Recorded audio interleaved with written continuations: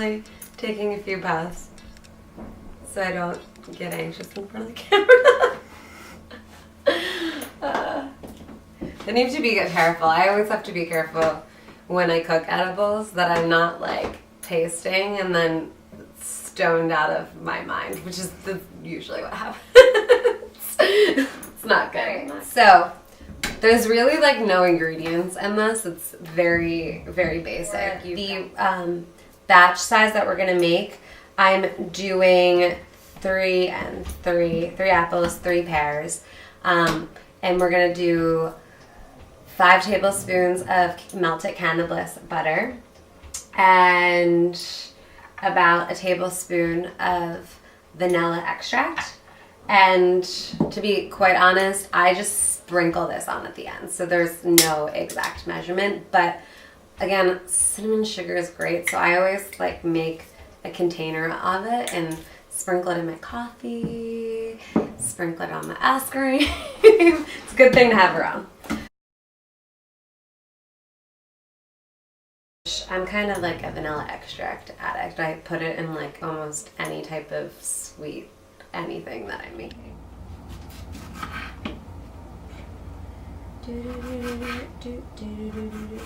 I have that like a song stuck in my head, that like a rock star, something like that. Do you know what song I'm a rock star? Yeah, the Post Malone.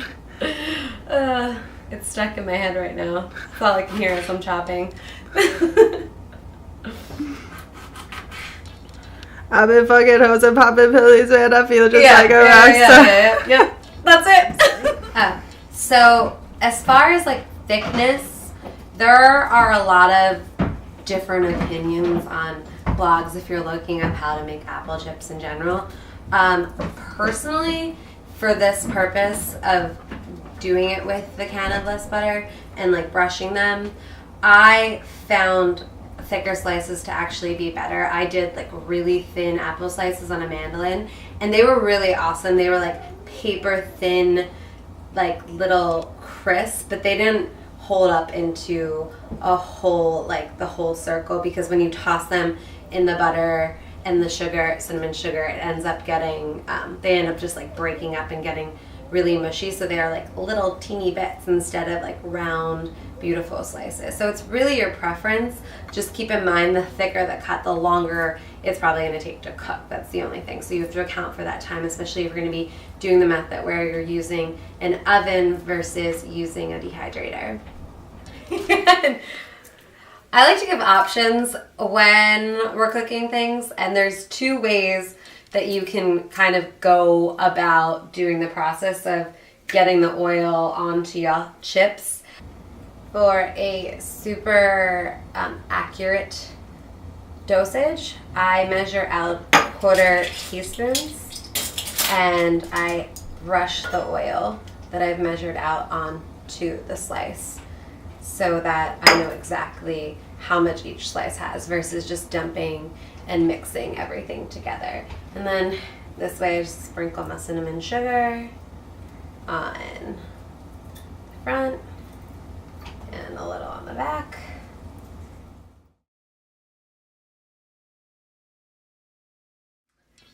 So you add your oil, then you add your vanilla, 1 tablespoon. Then you do your cinnamon sugar, and then we'll just toss and coat like to your desire. If you want your slices to have, you could even leave the cinnamon sugar out, but if you like the sweetness, then do more, go crazy. I just kind of judge it out as I toss it, like do I want more or less. Also sometimes I toss them and put them out on the tray and decide I want to sprinkle a little more. It's never too late to add a little more sweetness if you like.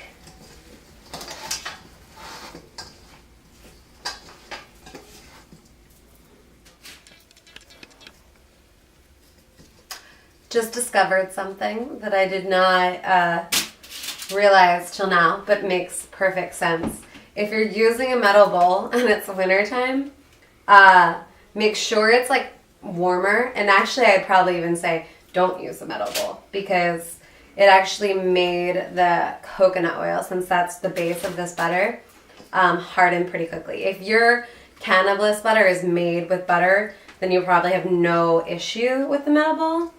But if it's coconut oil based, I'd say stick with a plastic bowl. It's still going to be fine, but it just has a little like a nicer look to it at this point. But like I said, I don't think it'll be an issue.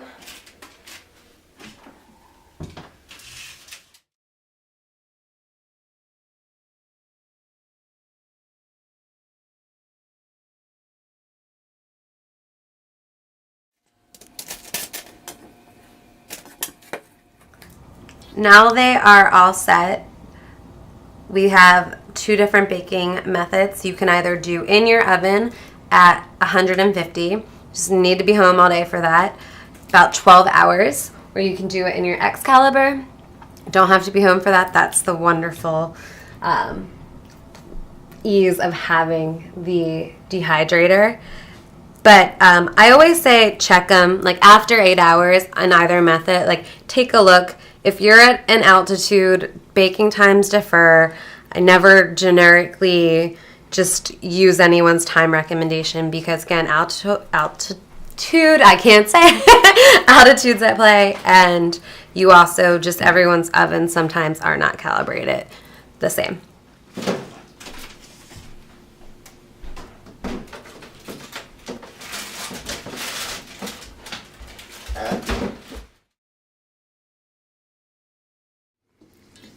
Easy there.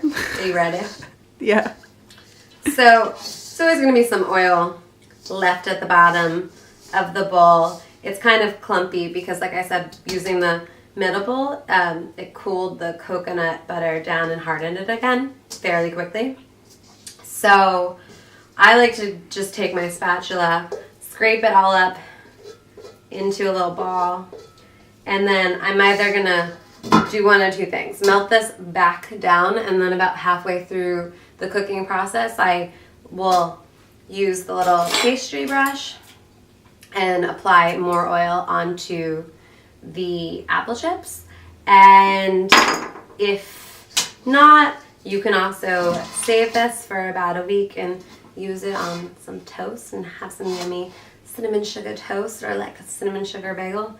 It's good stuff. I highly recommend it. It's like getting the cinnamon sugar butters they sell at like a legit bagel store. It's good, but gets you high.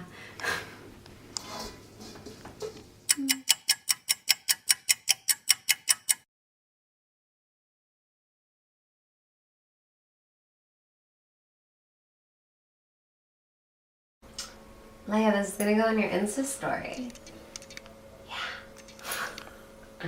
She's got the one eye open right now. She's like, what? You're bothering me. Real annoyed.